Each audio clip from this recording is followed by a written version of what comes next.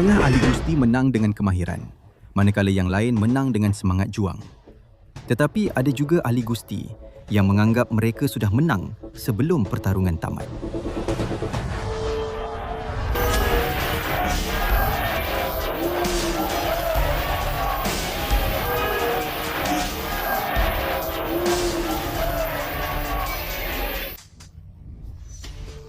Seorang lelaki ingin mengatasi. Laporan ini mengingatkan anda mengapa anda jangan sekali-kali melakukan perkara itu. Big John pasti akan ada pendapat tentang perkara itu. Mereka jangan sekali-kali melakukan itu. Perkara itu jangan sekali-kali dilakukan. Perkara itu jangan sekali-kali dilakukan. Perkara itu jangan sekali-kali dilakukan. Perkara itu jangan sekali-kali dilakukan. Perkara itu jangan sekali-kali dilakukan. Tidak sepatutnya itu.